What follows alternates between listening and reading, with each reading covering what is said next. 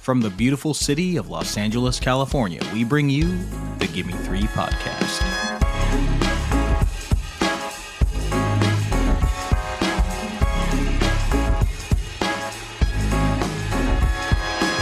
Hello and welcome to the Gimme 3 podcast. And on today's episode, we are joined by an incredible filmmaker, Miguel Angel Ferrer. His feature film, The Shadow of the Sun, which is a must-watch, will be available to screen on demand on August 4th. The Shadow of the Sun screened at dozens of international film festivals, had a record 16 nominations at the Venezuelan Academy Awards, and was Venezuela's official selection for the Oscars. And he also happens to be a friend of mine, so I know all the spots that make him ticklish. Miguel, thank you for being on the show, brother. Thank you, Nick. Thank you for this space, and thank you for the chat, for the time, man. I'm super stoked, and I appreciate it. Of course. And congratulations on the success with this beautiful film. I'm so happy for you. I know I've known you for, which is crazy to think now, but I've known you for over a decade. So I know all the work you put in, all the work you've been putting in consistently. So it really brings a smile to my face to see the success of this incredible picture. Thank you, man. Thank you. Appreciate it. Before we get into The Shadow of the Sun, which we're going to go deep into, you yourself have a deep and wild journey to this spot that you're at now. For our audience, tell us a little bit about your path to and through the film industry. Wow. Okay. So originally I'm from Venezuela. I moved to the States when I was 12, Miami. I lived there, middle school, high school, college. And right 2 days after college, I came out to LA with 2 bags. My friend Will Romero says 2 bags filled with more dreams than clothing, which is his journey is the same. So I'll talk about him later, but his journey is quite similar. I started there. I came out to LA not knowing anybody. Pretty much the first job I got was washing dishes. But then about 3 months later, I got a gig as a PA for a documentary. I didn't want to be a documentarian, but I took the job because cool, It's a job. Dishes, I was washing dishes. I was like, I'll be a PA on set, 100% on documentary. So then a week later, they said, hey, by the way, this is a Nat Geo documentary. We really love what you do. Do you want to be our cameraman? And I was like, yeah. I mean, I don't want to be a documentarian, but I kind of knew what I was gonna use that job for. And one is for the skill set of being able to shoot myself, throw myself off the mountain if I needed to with a camera. And also because my dream was really to be a narrative filmmaking, to do narrative filmmaking, so television and film. And I knew that as I persistently knocked on doors and tried to get meetings with people, that they were going to ask me, like, who are you? And I was going to be able to say, I'm Miguel Ferrer. I'm a Nat Geo cameraman. And then that was going to put me in a place. There are not going to be a lot of people that enter those rooms that week and could say that. Right. And I knew the brand. Obviously, everybody knows the brand. And sure enough, every time that I would go into a meeting and I would say that, people would be like, oh my God, I always wanted to be a Nat Geo documentarian. Oh, I want to be a photographer. I have the magazines from when I was little. My dad bought the magazines. And then, it kind of put me in a place where people remembered who I was, whether they had a job for me or not, right? And then finally that landed me in the office of Michael Robin, where executive producer for The Closer, for Major Crimes, Nip Tuck, Rizzoli and Isles, Longmire. And then after about 2 years of chasing him, he finally gave me a meeting and he said, how can I help you? I gave him that spiel and I said, look, man, I'll make the best Cuban coffee for you that you've ever had in your life. I'll make it here every single day if I just want to work with you. And I knew he'd like this Cuban coffee. I'd done my research. And he gave me a job 3 months later as a post supervisor. I was a post coordinator first, and then I started being a post supervisor. I actually went on when the associate producer called me And she said, like, Mike wants to hire you as a post coordinator. I was like, oh, okay. I said yes right away. But in my mind, I was like, oh, but I want to be a director. Like, I want to be on set. I want to be, with the ADs. I want to be in the water. Right. What I didn't know was that Mike had started as a post coordinator himself. And what that gave me was what it gave him too, is a 30,000 foot view of the entire process. So we're the people that we, along with the writers and the heads of the department, receive the white pages from the writers and from the studio, from the network. And then I'm there in table reads, fly in the wall. I'm there during the shoots. I go there to figure out all the post needs. There anytime I want. Then I'm there in the edit, in the rough cut, in the edit, in the fine cut, in the studio cut, in the network cut, color, sound, and I'm the person delivering the tape to the studio, right?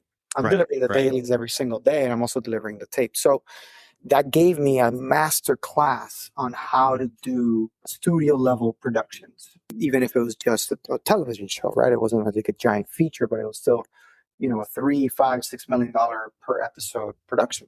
Mm-hmm. And that gave me that knowledge and that know-how.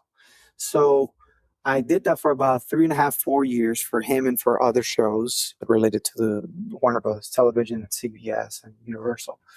And then I got an opportunity to start directing commercials, music videos. Well, first music videos, really. I think that's around the time that I met Sonia, when I was doing music videos and commercials. And I did that for a while, always writing scripts on the side. And what had happened was that the ability to throw myself off the mountain from Nat Geo, and then the skill set that I learned at Warner Brothers to finish a product at a high quality, that kind of merged together. So I was able to turn independent productions and make them look with the right team, and make them look like they were much more expensive than what they actually were. Yeah. Right. Yeah. So I did the music videos, the commercials, and that's when the opportunity came to do my first picture for Lionsgate, or for a Grindstone, that then got released through Lionsgate. And that was a phenomenal adventure. And I mean, it was a huge deal for me because it was my first feature. And it was something that came pretty much out of nowhere, really. And actually, thanks to Sonia, because she's the one that brought me onto the project as a second unit director. And then, then in the room, the producers were like, "Why don't you just direct the whole thing, direct the whole project? Just do it. We have in 8 weeks. We start shooting in 8 weeks." And I'm like, "Oh shit! All right, yeah, cool." So it was a great adventure, phenomenal experience, and in fact, I actually looked at the movie because somebody asked me for like if I had an action reel, and then I went back into the movie and I saw it, and I cut up the action pieces, and I go, "Wow, man, that's cool, man. Like I'm looking at this movie and I'm enjoying it, right?" We did some badass stuff in that movie. We did some badass stuff, and I tell people, like, we did some badass stuff with one camera. Yeah. It was an action movie that we shot in like 19 days or 20 days with one camera. Yeah. When I tell that to stunt coordinators, sometimes, like, I'm working with stunt coordinators on our projects, and then we have like 2 or 3 cameras, and like, my first feature, I shot this thing, and they're like, "Oh, cool," and I show them. They're like, "Oh yeah, that's cool, man." And of course, they have like, "Oh man, I would have changed this, I would have changed that." And I'm like, "Yeah, but I did it with one camera." And they're like, "What? What do you mean?" Like, "Yeah, one camera. We had a super low budget." So did that. And then with that, I'm trying to, do other shorts, get other features off the ground. I'm running into walls, I'm running into things. And then pretty much right before COVID, I said, "You know what? I need to do a horror short. I want to do a horror short. I want to do an experiment." And that was on a Monday, like here in Miami, like in January of 2020. And I said, "I want to do an experiment because this weekend I can go to the beach with my boys, or I can do something on Saturday and do a little short." And I said, "Okay, what do I come up with?" And I came up with something real quick. I sent it to my boys. I sent it to a DP, a friend of mine, and they said, yeah. And I said, are you available on Saturday? They said, yeah, cool. So we shot it on Saturday, 1 day, 10 hours, a little horror short, an experiment called Culpa, which means guilt. Right. And then I pretty much spent $1,000 on it. Then we sold it to HBO for $15,000 for 3 years. Paid all my boys that worked on it, and then I made I made money out of it, of course, and everybody made money out of it, and it was like a little experiment. So that was like, okay, let me do another one, and I did 2 more that year. Right. 2 shorts, and then I'm trying to get things off the ground, to get more features off the ground, and I can't. So I said, I think I need to do like another feature. I think I need to do something that I can want, something that is my story, right? Because with FFC or Female Fight Squad or Violent X or the 7,000 titles that I had. By the way, Brandon, did you ever see the Japanese poster? Amazing. The Japanese poster is incredible. It's incredible. Like that. I need to get the Japanese poster and put it on my wall because that's what I want, dude. It's Dolph shirtless. Yeah. And then there's an explosion in the background. He's next to some barbed wire. There's blood everywhere. And then when I show it to people, I tell there are no explosions in this movie. He never comes even close to being next to barbed wire, and he never takes off his shirt. So it's the best. It's the best. Right. That's what I want. Like, yeah. So I should get it. I should seriously get it and maybe find him somewhere in LA. I know people that know him and tell him, bro, can you sign this shit for me? Yeah. But anyways, something that I was like, I need to do something that is mine, that I write, that it's my voice completely, and also that I can do myself. In fact, I was inspired to do that the closing night of LALIF, of the Latino International Film Festival. It was actually the first time that I had ever gone to a film festival in my life. Was that, okay? In LA. I had gone to Sundance as a spectator, but like, and in LA, I had never been to a film festival in LA, so I went, and I got so inspired, and I said, why am I not presenting a movie here? What's stopping me? And then the answer is me. I'm stopping me. Right. I'm the one stopping me. I said, all right, I'm going to write something. I need to write something that's mine, that could play. And I started thinking about the ideas.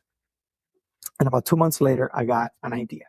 I had the kernel of the idea was a scene, which I'm not going to spoil, but it's the scene between the 3 of them at the house. One of the climactic scenes of the movie. Mm-hmm. And I got the idea for that, and I said, this is the story. I called Carlos Manuel Gonzalez, who plays Leo, and I said, I have this idea. I'm going to write this story, but I'm only going to write it if you say yes to the character, to Leo. And he said yes. And then I started piecing things together, like what do I have in my resources? I have Venezuela. I have my crew down there that I've worked with that I like. I have the musical upbringing through music videos, and Romero's a musician, and I have all these things, and came up with the story. 3 months later, I couldn't finish writing it because I was too busy, so I hired Guillermo de la Rosa to help me finish it. And then we finished it together. About a month and a half later, I was down in Venezuela shooting it. We shot it in 18 days. We wrapped on May 3rd of that year. And then 13 months later, it was premiering at the same closing night that originally inspired me to write it. Right. Like the closing night of LALIF. Amazing. Since then, it's been, I think, 2.5 years of film festivals all around the world, and the Oscar thing, the campaigns, theatrical in the US, and finally going into on demand now in the US and Canada, which getting a movie in theaters is a miracle. It really is. Getting a movie in Spanish from Venezuela, so not the big markets, not Mexico, not Colombia, not Argentina, with no name stars, with no big name backing behind it, self-funded, with no studio, into theaters. It's like, dude, it's like, I just saw The Odyssey. I'm like, yeah, bro, that was us. That's us right there. Right. That was right there. And then I'm back to Ithaca, and I'm like, it's just me. I mean, my fellow colleagues are still obviously there and helping me, but they got their own careers and their own lives and their own projects. So it's really just it's me pushing it. Incredible. I mean, it's an incredible journey, and it just shows the persistence that this, not just like working in this art form takes, but just like it's just persistence in life, man. You just got to keep on keeping on. Yeah. The best advice I ever got, which I've said on the podcast before, but I got to meet Harry Shearer when I was like 17, and he gave me the best, most truest advice I've ever received about like being a writer or working in the film industry. And he said, talent is good, luck is better, and nothing beats sheer brute persistence. And that is like the most honest, true words that I've been told about this film industry. And your story is Exhibit A. Thank you, man. I appreciate it. And I completely agree. I mean, there's moments where, you're in a barge in the middle of the ocean going, take me. Right. Take me. And then all of a sudden you wash up ashore and you're like, okay, there's a chance. Right. A lifeline. Yeah, there's a lifeline. Yeah. All right, let's talk about The Shadow of the Sun. Beautiful film. For our audience, tell us a little bit about it. What's the film about? Film is about two brothers who live in Acarigua, which is a city in the inland empire of Venezuela. And they're two brothers that join forces to go to a musical contest in the capital to win a cash prize to get them out of their economic situation, right, out of their poverty. And the younger brother writes, and the older brother sings. The twist is that this younger brother is deaf. Mm-hmm. So he asks his older brother to be his voice so that the world may finally hear him. And the film is really, it's about so much, it's about brotherhood, persistence, as we talked about, using your voice, dreams, deaf culture, and I think most importantly, Venezuelan culture, Venezuelan spirit. Yeah, I mean, it's something that I found in the making of the movie. I think the movie mirrors the making of the movie so much, not only through myself, but through everybody that was involved in it. It's about having a dream that not everybody, but a lot of people can tell you that's crazy. Mm-hmm. Put your feet on the ground, like stop. And then his older brother Leo tells Alex, like, stop dreaming, bro. Like, the situation here is crazy. Right. Like, people are dying of hunger right now, and you're out there dreaming about fantasies. And I think that we've all had that moment, especially those of us who want to achieve something that is out there, something that is not common. And then people tell you, like, well, that, you can't do that, or like, well, it's really hard. I mean, I've encountered that hundreds of times in my life, and I'm sure you have too. And as filmmakers, I think that that's kind of like part of the journey. And Venezuelans encounter that for the last 27 years, encounter that every single day, as you see in the movie, because there's an obstacle every single day. I mean, and then basically what inspired part of the movie was when I went through in 2020, Will Romero, one of the producers, called me and he said, come down to Venezuela to do some music videos with me. And I was like, all right. And he's like, I got like it's a ship budget, but at least we'll pay for your trip and meals and stuff. And maybe you make something. I was like, all right, cool. Well, the problem is I have no passport. So I had to go, basically I have no Venezuelan passport. And what that means, the way that it works in Venezuela, if you're born in Venezuela, you have an American passport or a Spanish passport, you can get into Venezuela, but you can't get out unless you have a valid Venezuelan passport. Okay. Now, if you're born in Venezuela. If you're not, if you're a true foreigner, then you can come and go as you please. Interesting. But if you're born in Venezuela, yeah, that's how they control a lot of things. Right. So I didn't have a valid passport. And to get a valid passport, it's like a 4-month process. And I couldn't stay in Venezuela for 4 months. So I had to go to Colombia, go to Bogota, go to Cucuta, which is a city in the border, and then cross by foot illegally into my own country. Will picked me up. Okay. And Cucuta is an area with like super crazy high crime. So I walked illegally through the border. He picked me up. Then we went on pretty much a 26-hour car ride to the capital to do that first music video. That car ride included about, we'll say, 50 stoppage points where the military stops you to see who the fuck you are and like what they, if you're carrying drugs, if you're kidnapping somebody. And they usually ask you for money, and they ask you for $5 or $2 for something, for food. Right. Because those guys are starving. And one of them asked us for a ride. Oh, and by the way, all this, and I have no valid Venezuelan identification whatsoever. So I'm presenting them like an ID from 1994, and most of them are laughing.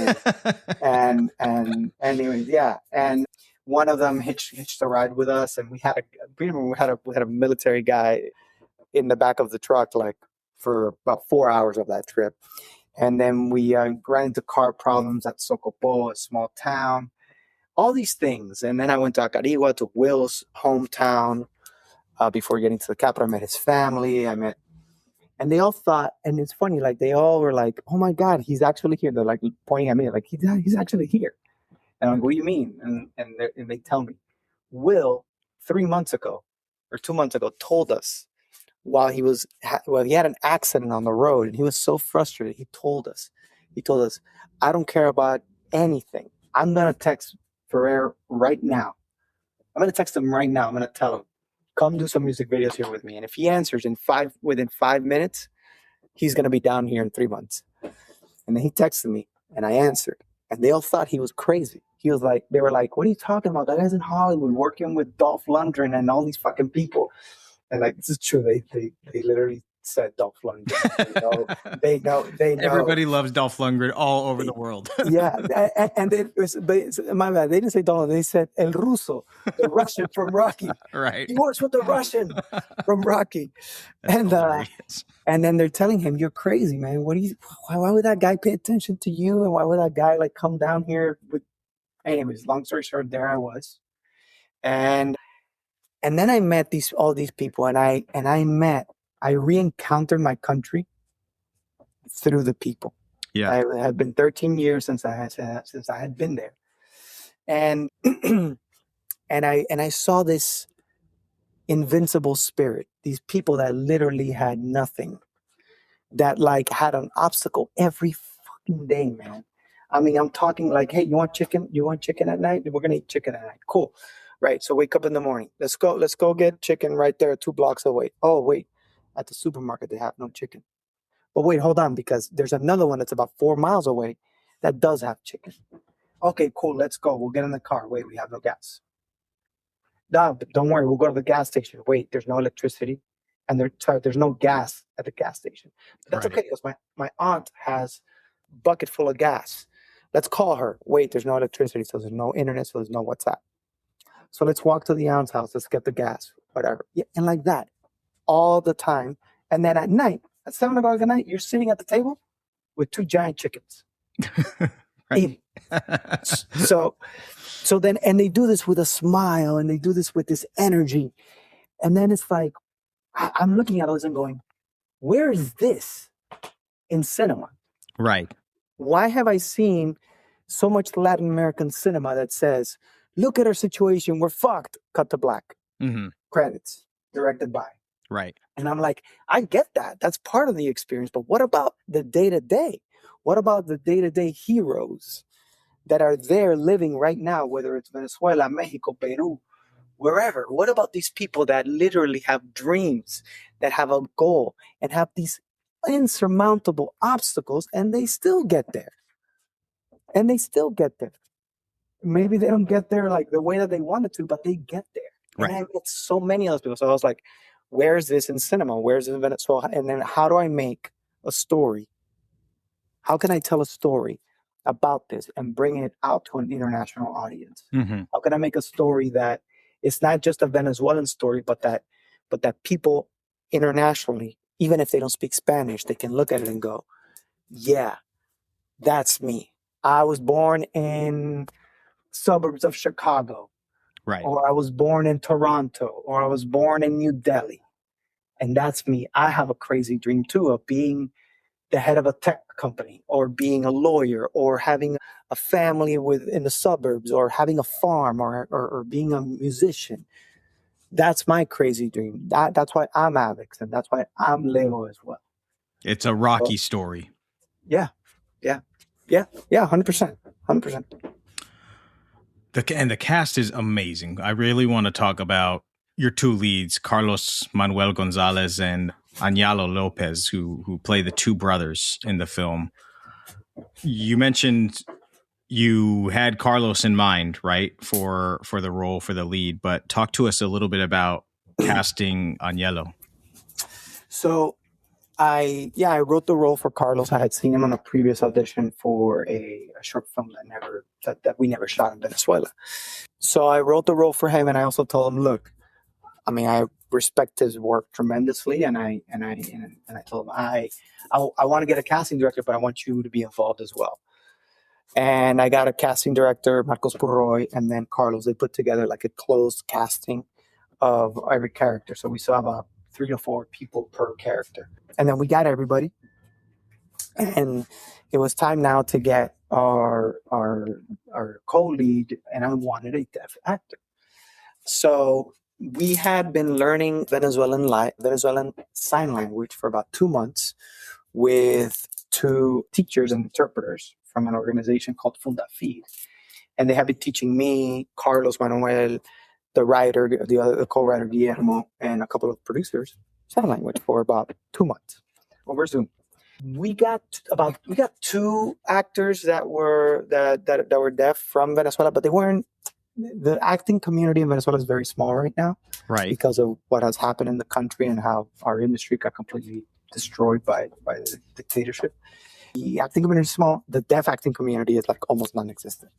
Right. So there were a couple of actors, and then one of them that came and read for the part, but him and the other guy, they weren't really what I was looking for as far as age, as far as how they needed to look next to Carlos.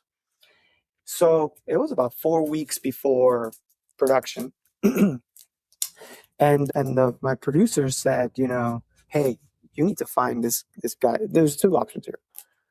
You either find an actor that can hear and have him do sign language, that knows sign language, or you find a deaf actor in Mexico, Argentina, Colombia, and then fly them in.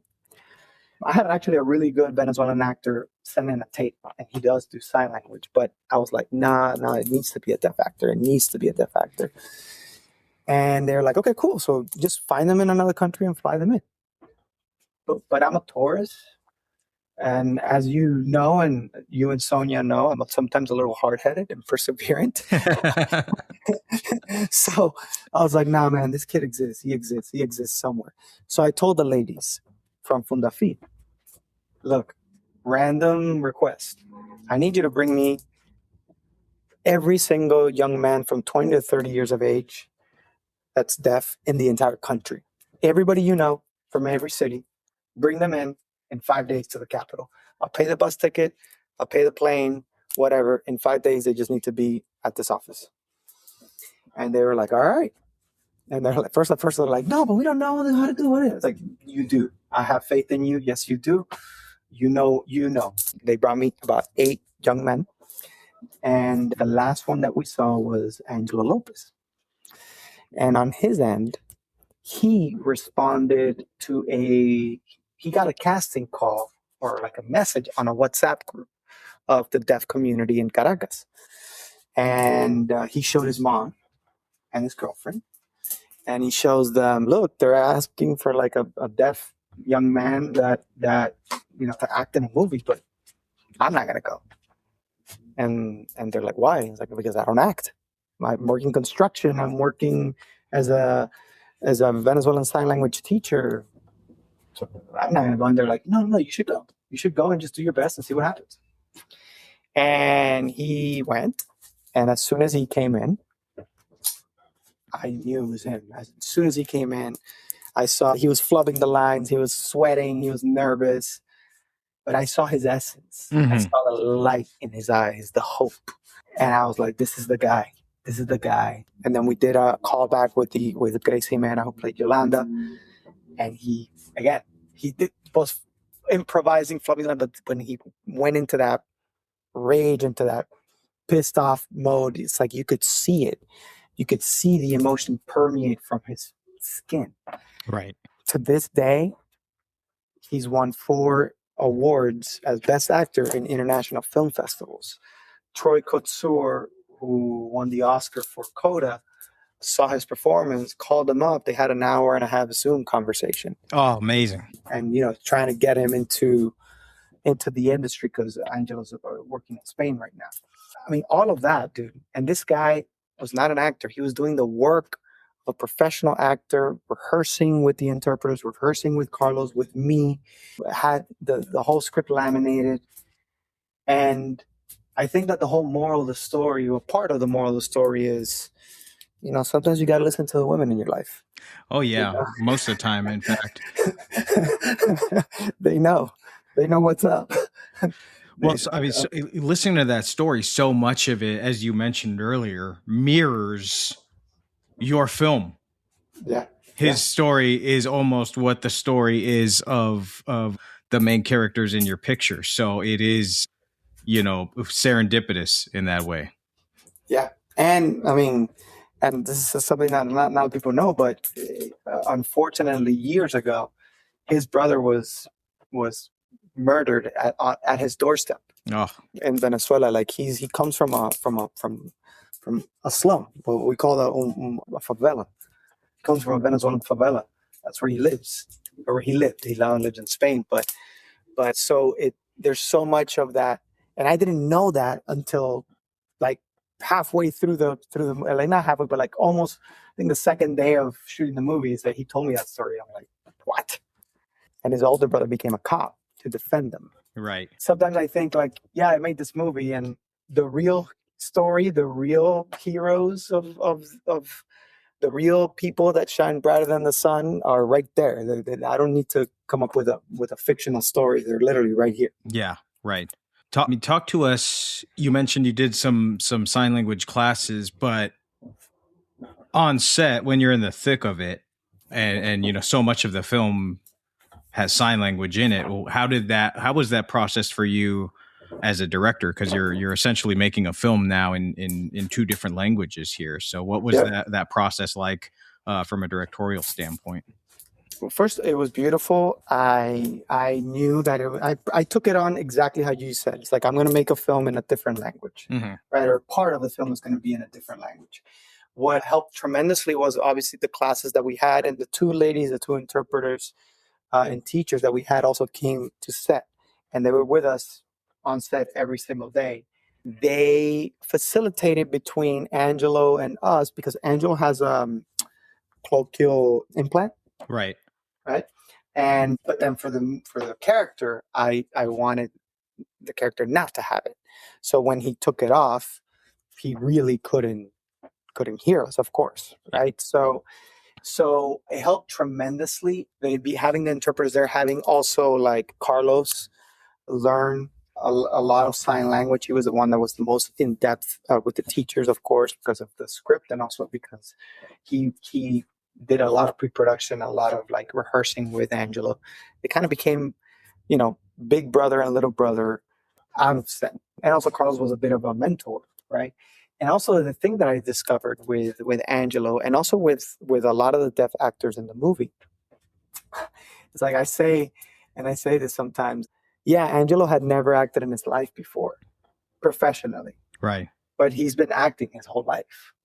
Because the way that he communicates, the way that people communicates through their expressions, through the hand gestures, through the sign language, but also through the expression that adds, like, I think it's like 60 to 70% of the intention of what they're trying to say to somebody who is, whether somebody who's part of the deaf community or somebody who's of the hearing community. Like, they express so much. So it's almost, I equate it to Angelo's ability to perform is the same as a professional athlete or an Olympic athlete with their particular events or the particular physicalities, because an Olympic athlete, right, can repeat the same movement over and over and over again, right? It's like secondhand nature. Like, they know and they can control their body in certain ways that the rest of us can't. Right. And then in Angelo's case, and I saw in a lot of the deaf actors' cases, once they hone down on exactly what you wanted, and they're like, oh, you want this expression, I go, that's it. They could repeat that as if it was like a motion control. Right. like over and over and over again. And they knew he has a command. And I don't know whether if he understood what he was doing, but I knew that it was working when, I think it was the fourth day of production, where we shot that scene, the first scene that I thought about for the idea. It took us about 3 hours to light it and about 4 hours to shoot it. And I knew I wanted to take my time to shoot that scene because it's the beating heart, I think, of one of the beating hearts of the movie. But it's like, if this doesn't work, we're kind of screwed. And anyways, we're doing the scene, and I look over and I see one of the three, we had 3 G&E technicians in the whole picture. And one of the 3 G&E technicians is 65. And he's a grown, hard ass, like a hard ass man, like that's been weathered down by all the things that happen in Venezuela. And he's a bit of a grumpy guy, funny but grumpy guy. And I turn over to the side and I see this guy crying. And he's crying, dude. And Angelo's there performing, and the interpreter is saying the words, interpreting like the voice, so that basically what you hear, what you read in the subtitles, somebody was saying that out loud. The interpreter was saying that out, and this guy is crying with no music, none of the trickery that we use in film. No editing. And he was crying, and I was like, all right, this works. Yeah, this definitely works. Right. And Angelo was a gift. Was a gift, and I would ask him too, like, how would you say this? I would write a dialogue, and then between him and the interpreters, they're like, nah, I wouldn't say it like that. I would say this other way. I go, well, that's the way then. As long as we have the essence of the scene, that's the way that you would say it, and that's representative of your community. So it must be done that way. Well, and that's why it was so important for you to find somebody in that community, A, who's deaf, but B, who's in that community. Because if you find somebody who's deaf who's born and raised in the United States, they may not have that same slang vernacular, Exactly. Then it's not as authentic. Exactly. And also we made sure that, and the interpreters too, like, they were like, so like, oh, we don't want to bother you, we'll stay right over there. I'm like, no, I need you by the monitor. Like, oh no, we don't want to bother you. It's like, no, you're not bothering me. I need you by the monitor because I need you to make sure that when Carlos and with Angelo are doing sign language, that we can actually see their hands. So I'm focusing on performance. You need to focus on, can you read what they're saying with their hands? So that's why when they're talking together, there's barely any close-ups. Right. It's really a medium shots, so that we could see what Angel's saying and what Carlos is saying too. Well, and speaking of which, I was looking at your EPK deck, and my nerd ass went to what you guys shot it on and the lenses you used, and I noticed like the widest you had, I think, was a 40 mil, but you used it so brilliantly and captured the landscapes of these locations. So the locations are just gorgeous, man. So talk to us just about settling in on the filming locations for the picture, where you decided to shoot, and and take us through what it's like filming in that town in Venezuela a little bit more. I know you touched on it a little bit, but Yeah, so Acarigua was no brainer for me for a couple of reasons. One was because that's where Will, or one of our producers, is from, and we had a lot of resources there, a lot of friends that could help us shoot there. Two, because I could kind of go under the radar at that moment. Look, at right now, about 3 people in Venezuela know me, and then back in the day, 0 people in Venezuela knew me back when we were shooting there. So I didn't want to ruffle any feathers. I didn't want to like anybody from the government or the military come and say, "What are you guys doing? You know, you got to give us money to shoot here," because those are the kinds of things that end up happening. right. That was the first. That was the first reason why, and then I found better reasons and better, and I fell in love with Acarigua, because Acarigua is a town, city, that in the 80s it was going to be like the second capital of the country. They were going to build an international airport. It's the agricultural center of the country. Like 90% of the grain of the entire country is made there. It's processed there. Wow. It was going to be this hub, international airport, the whole thing. And then because of politics, that shit went south, and they stopped all the construction and all the development, and it was left there. Like a city that had all this promise that was just left there to wither, right? Or to left to its own resources, right? Right. To its own fate. And when I learned that history, I'm like, oh my God, this is just like Leo. Mm-hmm. This city is literally like Leo. It's crazy. So, and that when I did the scout, and Will Romero, he did a scout before me. Well, he's from there, so he put together a whole scout for me, and he sent me pictures. And that's when we decided. Well, I called actually Jose Duque, who was the cinematographer, and I called him and I said, "So we're gonna get ready to start prepping the movie," and he's like, "Okay, cool. Who's the cinematographer you're gonna bring?" And I'm like, it's you. What do you mean? And he goes, "What do you mean me? I've never shot a feature before." I go, that's okay. You shot things for me. You shot music videos. You shot. And he's like, "Okay, cool. I mean, I gaffed. I'm a career gaffer, but and I'm like, don't worry, it's gonna be fine. You're gonna do great. You know this." And he's like, "Okay, cool. What lenses are we gonna shoot in?" And I go, "Oh, the Atlas anamorphics." And he goes, "Dude, I never touched an anamorphic lens in my life." And I go, "Don't worry about it. It's gonna be fine. I have, and it's gonna be fine. It's gonna be fine. You're gonna be great." And then we started talking, and he trusted. He was like, "All right, man." He's like, "It's your funeral." He's like, a Venezuelan sarcasm. Like, "It's your funeral, but whatever. I'll give my best shot." Right. And one of the things that we talked about was the landscape, which you said, like in the lens choices, right? And I said I could get, at that time, Atlas hadn't come out with a 20 yet, with the 20 anamorphic. So I said I could get a 20 from another vendor, and we could do it. But then I remembered something that I took from studying Peter Jackson and Lord of the Rings. I wanted to get the vastness of the landscape because it's very horizontal. So that's why we wanted the movie ends up being in a 2.75 aspect ratio, not just 2.40. It's a little bit longer than 2.40. But also on a 20, the mountains that are all the way back there become like almost negligible in the frame. They become so tiny, and the things are so far apart that if I shoot like Peter Jackson shot a lot of his battle sequences that are wide landscapes of like 500 horses, you see those mountains like really close to those horses, or fairly close, and they're not that close. It's because they used the 50 or 65 right to bring that, compress that background.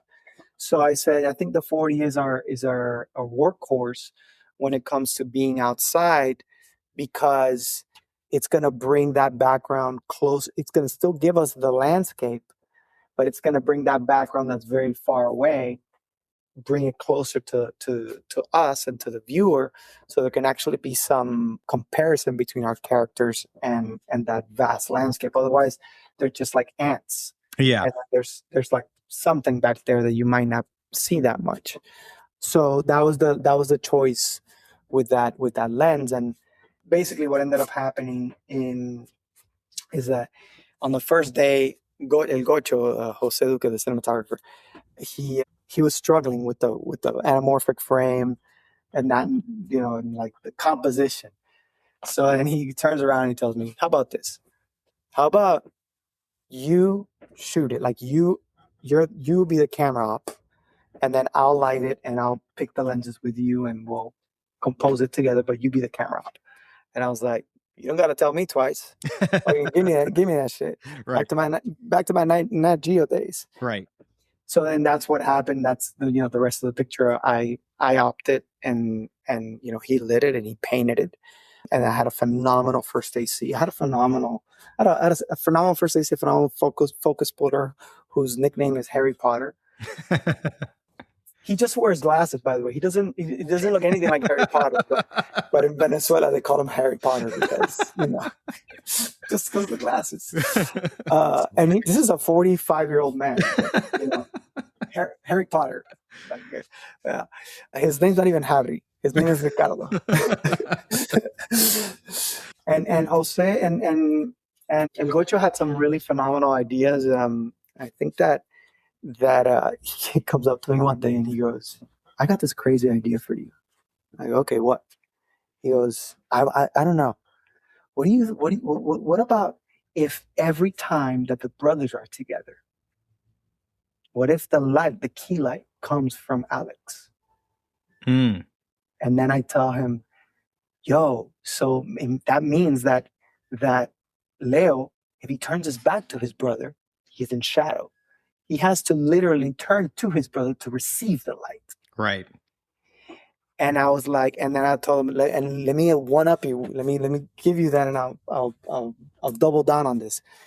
After he sings, is the only time where Leo comes down from the hallway that we see a light behind him, where the light is actually coming from Leo to Alex. Right. Now he's the one shining. And we were like, fuck. Anyways, just little nerd. That's great. Yeah. That's nerd tidbits for us. Love it. Absolutely love it. So yeah, I mean, yeah, the film is now, it's what you said, it's won all these awards. You had the Oscar nomination campaign. You made the film, you did it, you made the film personal to you, personal to the Venezuelan spirit. So what is now next for you, Miguel? Well, immediately, obviously, it's this release on August 4th. Part of the reason why I did the movie was because I wanted to, get more movies off the ground. Mm-hmm.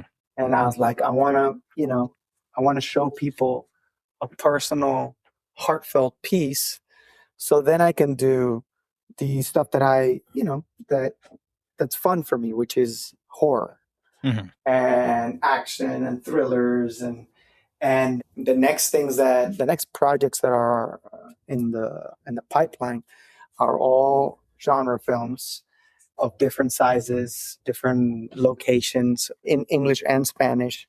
I think they're all set in Latin America or in the US-Mexico border. Right. But they still have, it's that horror, but it's that horror that leaves you with a lesson. That leaves you, thinking afterwards, and you go a bit of a parable, but in the vehicle of a horror film. And also what we're doing too is we're packaging and putting together a remake of an English remake of Shadow of the Sun. Oh, cool. And the script's already written, and it's set in Texas, and it's about two brothers. Now it's obviously different themes and different ambiance because the U.S.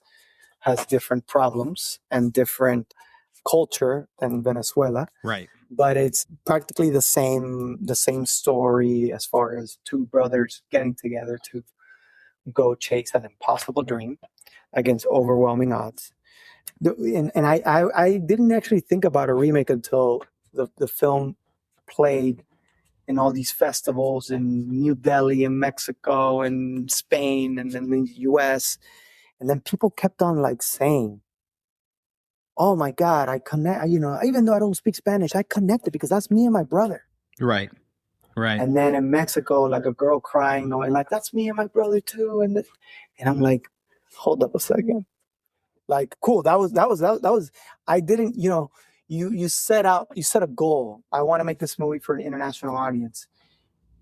I never in my wildest dreams that I ever think I want to make this so that people see that there could be two brothers anywhere else. It was just the reaction that people had. And that's when I started realizing, oh, okay, cool. One, we achieved one of the goals, and two, there's more to this. This doesn't end here. Well, I mean, even as you're describing where you shot the film and how it was this place that had this booming industry that has now been totally abandoned and left behind, and the people left behind with it. I mean, that describes, basically 60% of the small towns in this country, Yep.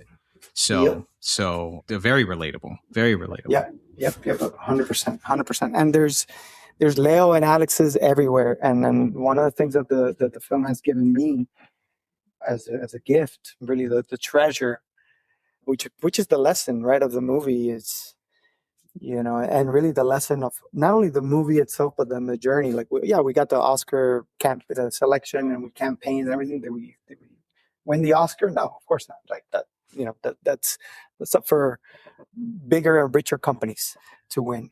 But it wasn't the Oscar. It was the journey. The journey is the Oscar. All those people that I've met along the way, the things that have happened to me and to them, the people have joined my dream, and how I've joined their dream and helped them make their dreams come true in whatever little grain of salt you can. That's the real treasure of it all. And I think that's one of the things that I tell people and I talk about is I became a better person by chasing my dream, by like fervently chasing my dream and putting it all on the line and chasing my dream. I became a better person because in order to achieve that dream, you have to be the best version of yourself. Yeah. You have to be. And then if you are the best version of yourself, you are the best version of yourself for you, for your family, for your community, and for your country. So literally, this is not like a nebulous concept. Literally, if you chase your dream, the world literally becomes a better place. 100%. 100%. Yeah. Couldn't agree more. It's a perilous journey, but it's so worth it. And as long as you make it fun and you meet good people along the way, you're going to meet also some people that are not that good along the way, but it all balances itself out, and I think it's all worth it.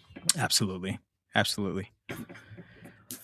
Well, fucking A, brother. This is really exciting. The Shadow of the Sun will be available to rent and buy on demand on August 4th, and I implore you all to do it. Not just to support independent filmmaking, which you should, but because this movie kicks ass, and it will give you a kick in the ass to get up and as Miguel said, follow your dreams. So check it out. All right, Miguel, now it's time. We're going to shift gears a little bit here. It's the name of the game here. It's our Gimme 3 segment. And I really am excited for this week because you have recommended or selected 3 films that I have not seen, which is rare. Okay. So, which is very exciting for me because I get to hear you talk about each one of these films, talk a little bit about why you love it. And I'm going to add them to my watch list here. But Miguel, let's start with your first pick. All right. First pick is Meet Joe Black. Meet Joe Black is a movie that, okay, so the short story is that, when was it that it came out? 1998? Something like 1998 or around there. And I was living in Miami. I wanted to go see, I was like, I'm going to go see a movie with my mom. It was just me and my mom here. And I looked at the newspaper and I looked, because back in the day, you have to look at the newspaper to see what movies that were playing right at the local theater. And I see Starship Troopers and I'm like, yeah, Starship Troopers. I tell my mom, let's go see Starship Troopers. And she's like, no, we're going to go see Meet Joe Black. And I'm like, what is that? And I go back to the newspaper and I see Meet Joe Black, Brad Pitt on the cover. I'm like, nah, Nah. And I'm 13, 14 years old. And that does not look like it takes place in space. Yeah, nah. And I was like, listen. Okay, there's Meet Joe Black at 3:00 and then Starship Troopers at 3:30. So you go into that and I go into this and we meet at the end. And she's like, no, we're going to go see Meet Joe Black. And I'm like, damn it. All right, whatever. I get dressed. We go.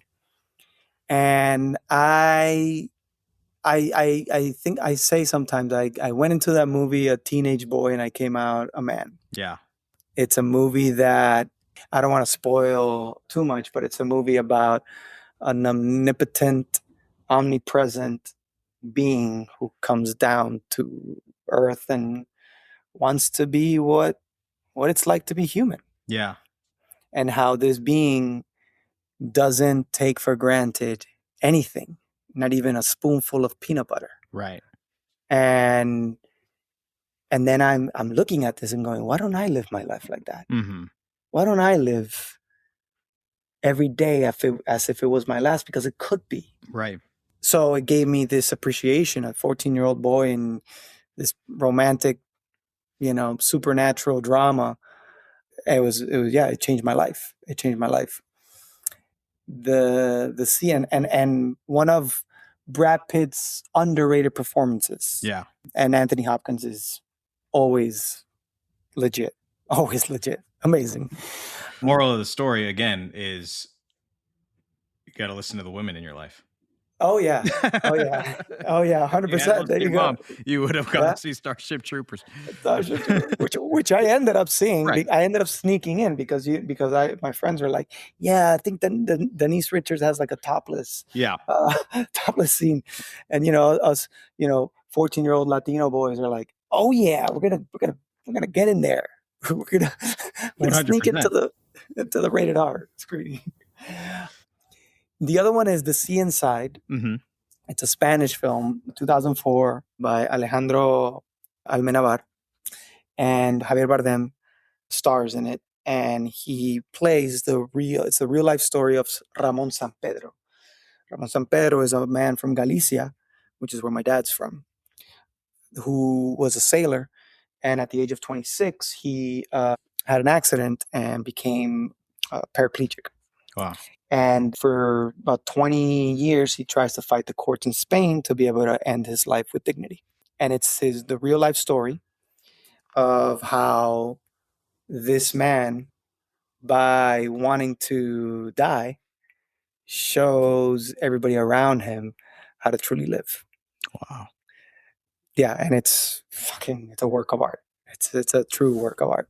It actually came out around the same time as Diving Bell and the Butterfly. Okay. But a lot of people saw that one and not See Inside. But it's different tonality, and yeah, I think The See Inside is a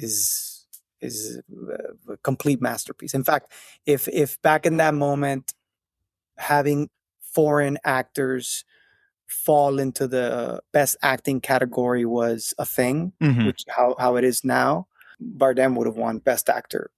To me, there's no question. Like he acts from the neck down. Yeah. And he kills it. He's great in everything. He's amazing. Yeah.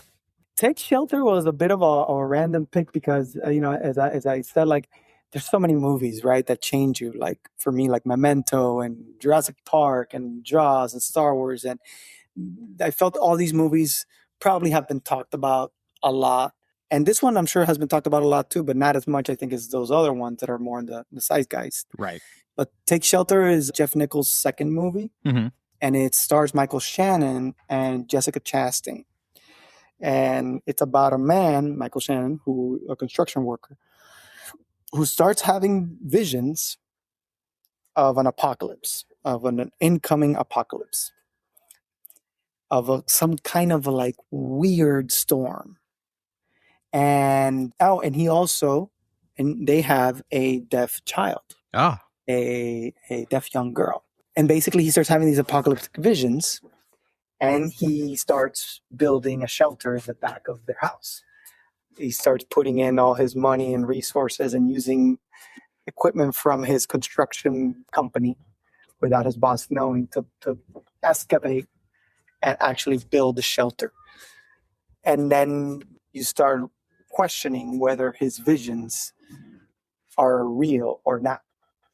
And then you start finding out things about his past and about his family. Mm-hmm. And you start thinking, is this for real, or is this guy a little cuckoo? Right. Like, well, and I think it's a beautiful piece of independent U.S. cinema.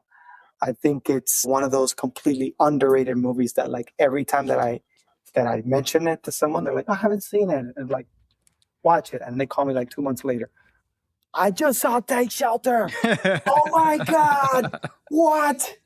And I'm like, yeah, bro, yeah, and it's great. So then the next one he made was Mud with McConaughey, which was also great. Yeah.